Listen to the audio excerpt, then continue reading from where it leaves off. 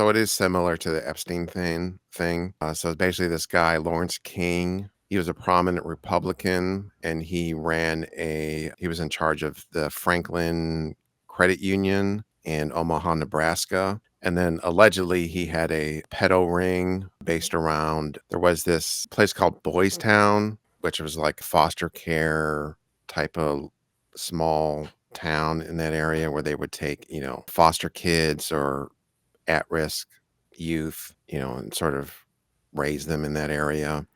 And actually, Charles Manson was actually one of the kids at Boys Town at one point.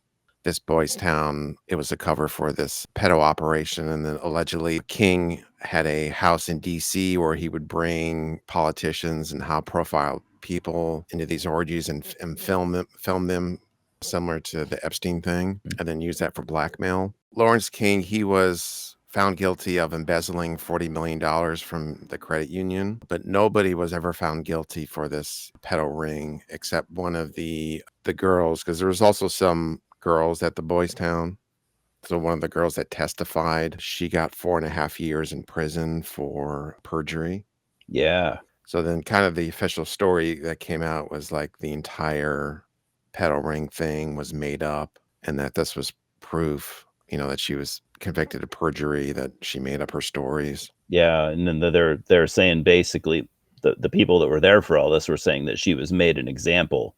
They used her to scare everyone else from coming forward, and it worked. From what it seemed to work, because why wouldn't it? When you're a little kid or whatever, or even if you're in any age, I guess, you see someone that just went to jail for testifying, you're not going to want to come forward. Yeah, and well, here I'll play this video. This is a short clip. This is John DeCamp, who was a senator that basically investigated this and wrote a book called The Franklin Cover-Up, and he's featured prominently in the documentary. I'll try to play this, hopefully. Every victim witness who stepped forward in any way, or even was a potential witness that somebody heard about, has either been killed, put in jail under some theory or other, terrified or run out of the state, discredited. Every perpetrator, even the convicted ones, have been treated as conquering heroes. Obviously, the FBI was protecting something a lot more significant than a bunch of old pedophiles having improper relations with little boys. They were protecting something a lot more significant than a bunch of drug peddlers. In my opinion, they were protecting some very prominent politicians,